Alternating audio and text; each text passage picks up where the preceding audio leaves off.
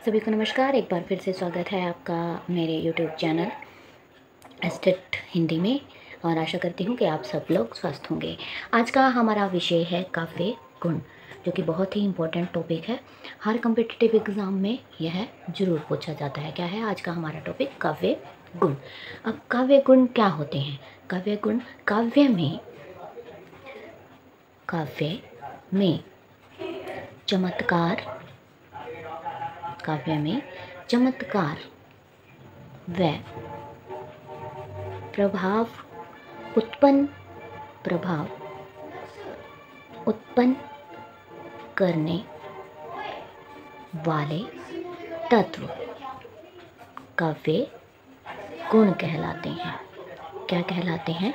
काव्य गुण कहलाते हैं।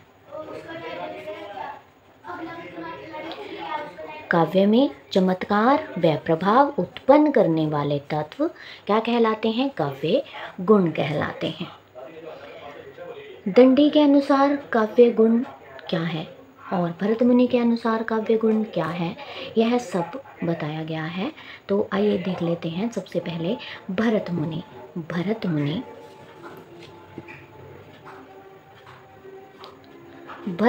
ने नाट्य शास्त्र में, किसमें? नाट्य शास्त्र में कितने काव्य गुण माने हैं? नाट्य शास्त्र में 10 काव्य गुण माने हैं। कितने माने हैं? 10 काव्य गुण माने हैं। किसमें? नाट्य शास्त्र में। भरत मुनि ने नाट्य शास्त्र में कितने गुण माने हैं? 10 काव्य गुण माने हैं। और वे कौन कौन से हैं? नंबर 1 है सलेस। कौन सा है? सलेस। नंबर 2 पर है प्रसाद। कई बार इनको ही सीरीज में रखकर पूछ लेते हैं कि भरत मुनि ने नाट्य शास्त्र में जो 10 गुण माने हैं वो कौन कौन से हैं, या फिर इनमें से कौन नहीं है। और 3 पर है समता। 4 पर है समाधि माधुर्य। नंबर 6 पर है ओज। 7 पर है सुकुमारता।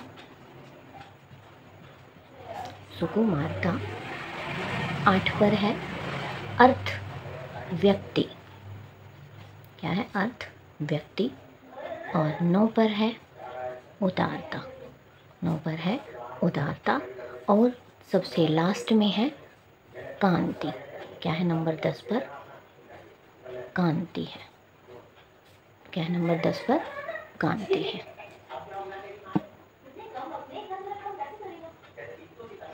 भरत मुनि ने नाट्य शास्त्र में कितने काव्य गुण माने हैं? भरत मुनि ने नाट्य शास्त्र में 10 गुण माने हैं। कितने माने हैं? 10 गुण माने हैं। कितने गुण माने हैं? यदि एग्जाम में आ जाए कि भरत मुनि ने नाट्य शास्त्र में कितने गुण माने हैं, तो 10 काव्य गुण माने हैं। और ये भी आ सकता है कि उन 10 में कौन कौन से काव्य गुण हैं, नाम से बताओ, नाम को सीरीज में लगाओ, या फिर कौन कौन से नहीं हैं, वो अलग से भी कोई एक्स्ट्रा नाम ले सकते हैं कि इनमें से कौन नहीं है। अब भरत मुनि ने माने हैं कितने? 10। श्लेष, प्रसाद, समता, समाधि, माधुर्य, ओज, सुकुमारता, अर्थ व्यक्ति और उदारता। और सबसे लास्ट में है कांति। अब दंडी ने कितने माने हैं? दंडी ने भी कितने माने हैं? 10 ही माने हैं। कितने माने हैं दंडी ने? दंडी ने भी 10 गुण माने हैं। पर इनके जो नामों में अंतर है। क्या है? नामों में अंतर है। फिर है भोजराज। भोजराज ने कितने माने हैं? भोजराज का जो सरस्वती कंठाभरण,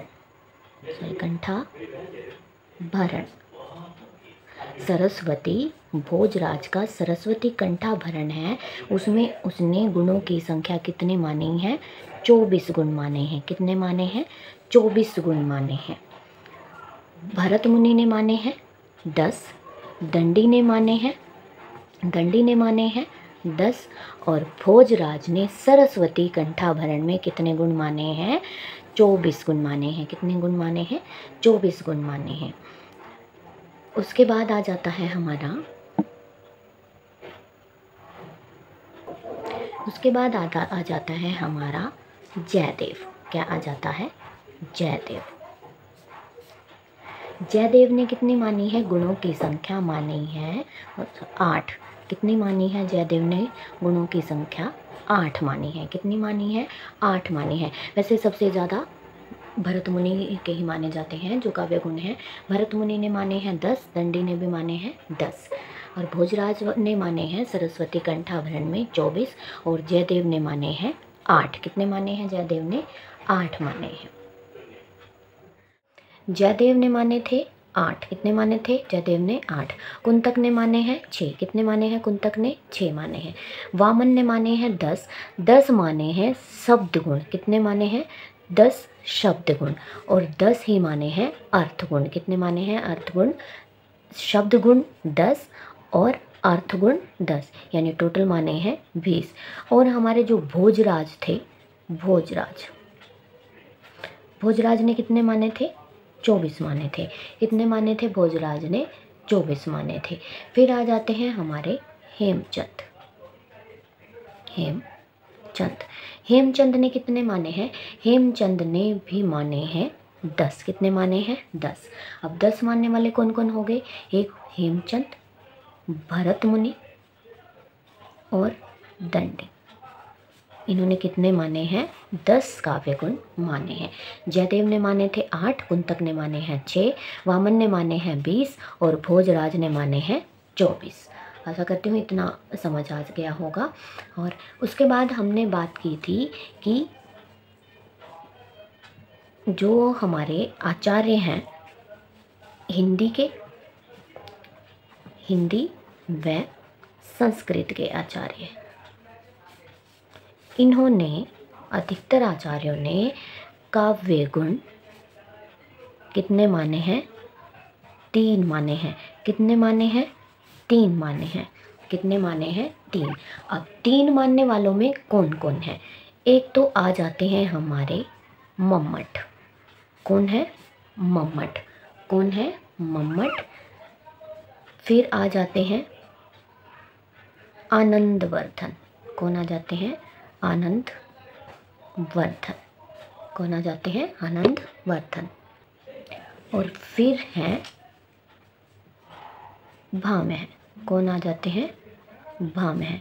इन तीनों ने ही कितने काव्य गुण माने हैं? 3 काव्य गुण माने हैं। कितने के काव्य गुण माने हैं? 3 काव्य गुण माने हैं। कौन कौन से? एक है माधुर्य, फिर है ओज, और फिर है प्रसाद। इन्होंने कितने काव्य गुण माने हैं? 3, माधुर्य, ओज और प्रसाद। और इन्हीं का फिर अपने काव्य में विवेचन किया है। माधुर्य, ओज और प्रसाद, इन्हीं का फिर इन्होंने अपने काव्य में विवेचन किया है। यानी मम्मट ने, आनंदवर्धन ने और भाम्य ने कितने काव्य गुण माने हैं? टोटल 3 माने हैं। कितने माने हैं? 3 माने हैं। नंबर 1 पर है माधुर्य, नंबर 2 पर है ओज, और नंबर 3 पर है प्रसाद। तो आइए जान लेते हैं कि माधुर्य गुण, ओज गुण और प्रसाद गुण क्या होता है। सबसे पहला है हमारा माधुर्य गुण। माधुर्य गुण, माधुर्य गुण जो सुनने में मधुर लगे, जो सुनने व पढ़ने में मधुर लगे, मधुर लगे। कानों को मधुर संगीत के समान, कानों को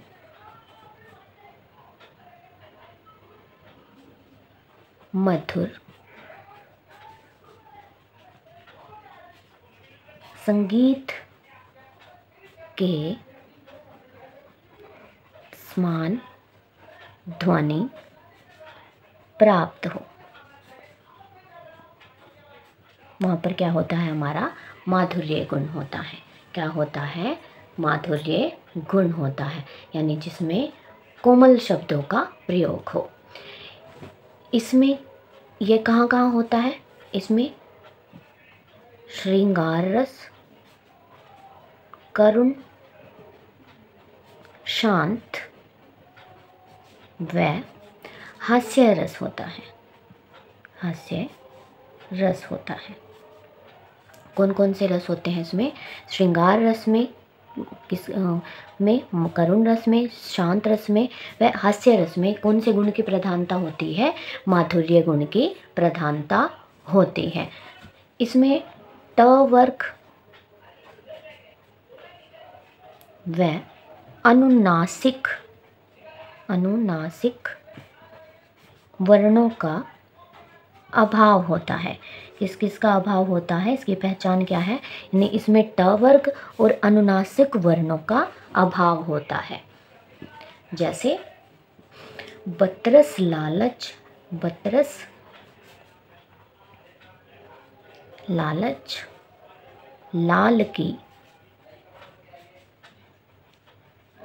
मुरली धरी लुकाए, मुरली धरी, ये लिख देती हूँ, लुकाए। इसमें क्या होगा? यहाँ पर माधुर्य गुण होगा। कौन सा गुण होगा यहाँ पर? माधुर्य गुण होगा। यहाँ पर कहीं पर भी ट वर्ग नहीं आया है, यानी ट वर्ग का जो भी व्यंजन होते हैं कोई भी नहीं आया है। फिर आता है हमारा ओज गुण। क्या आता है? ओज गुण। नंबर 2 पर क्या है? ओज गुण। ओज गुण में क्या होता है? जहाँ कविता को पढ़कर, कविता को पढ़कर ओज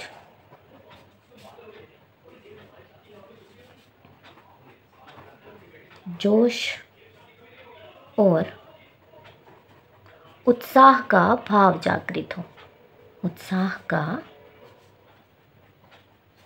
भाव जागृत हो।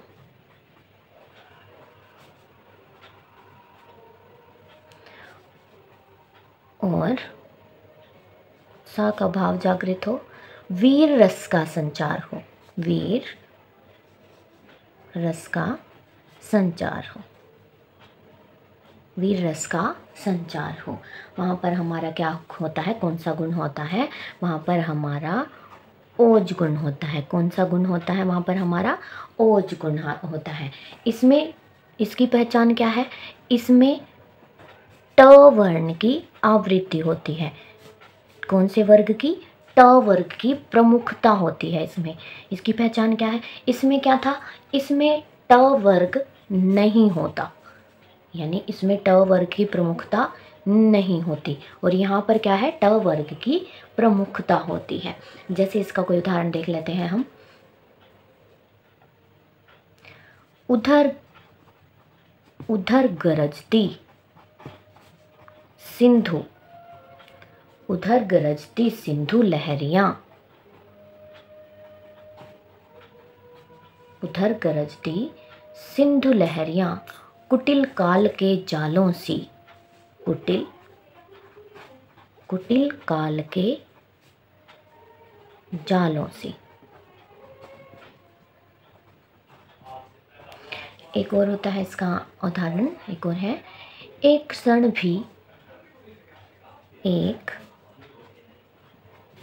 भी न सोचो तुम, एक क्षण भी न सोचो कि तुम होंगे नष्ट, तुम होंगे नष्ट। तो इसमें किसकी आवृत्ति होती है? प्रमुखता किसकी होती है? इसमें ट वर्ण की प्रमुखता होती है। तो यह था हमारा ओज गुण का उदाहरण। फिर है हमारा प्रसाद गुण का उदाहरण। किसका?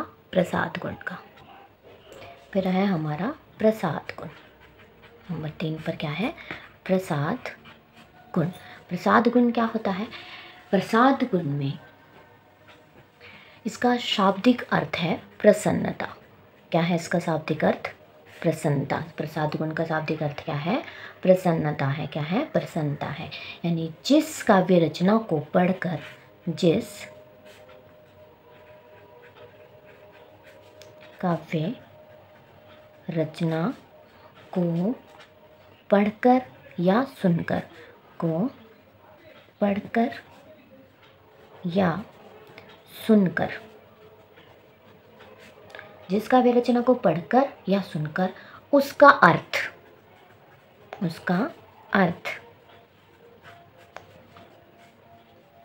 उसी समय स्पष्ट हो जाए,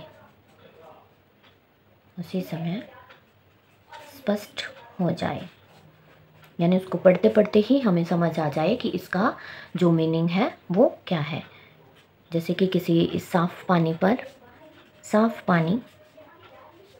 पानी के तल में पड़ी वस्तु भी साफ दिखाई दे, तल में पड़ी वस्तु भी साफ दिखाई दे, वहाँ पर हमारा साफ दिखाई दे, वहाँ पर हमारा क्या होता है, वहाँ पर हमारा प्रसाद गुण होता है। जैसे इसका उदाहरण देख लेते हैं।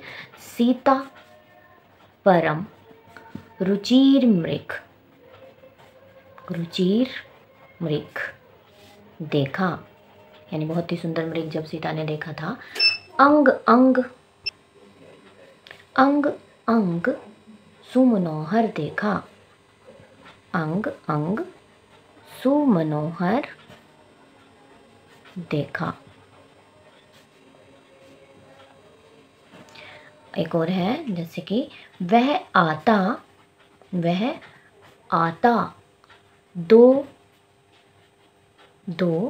टूक कलेजे के करता, वह आता दो टूक कलेजे के करता, पछताता पथ पर आता। तो यह किसके उदाहरण थे? यह थे हमारे प्रसाद गुण के उदाहरण। क्या थे हमारे? यह प्रसाद गुण के उदाहरण। यानी हमने क्या, माधुर्य गुण यानी कि जो स्वर कानों को मधुर लगे। उसमें किस किस रस की प्रधानता थी? श्रृंगार रस की, करुण रस की, शांत रस की और हास्य रस की। फिर हमने क्या, ओज गुण यहाँ पर जहाँ पर जोश और उत्साह का भाव जागृत हो, वीर रस का संचार हो, वहाँ पर क्या होता है, हमारा ओज गुण होता है। और सबसे लास्ट में हमने किया प्रसाद गुण, यानी जिस काव्य को रचना को पढ़कर या सुनकर एकदम से उसका अर्थ स्पष्ट हो जाए, यानी हमें समझ आ जाए कि उसका क्या अर्थ है। यानी अगर किसी साफ पानी के तले में भी कोई वस्तु पड़ी है, वो भी साफ साफ दिखाई दे, वहाँ पर हमारा कौन सा गुण होता है? प्रसाद गुण होता है। तो यह था हमारे आज की क्लास। यानी आज की क्लास में हमने जाना कि काव्य गुण क्या होते हैं, कितने होते हैं और कौन कौन से आचार्यों ने कितने काव्य गुण बताए। आशा करती हूँ कि आपको आज की क्लास अच्छी लगी होगी। यदि मेरी क्लास अच्छी लगी तो लाइक और सब्सक्राइब करना ना भूलें। धन्यवाद।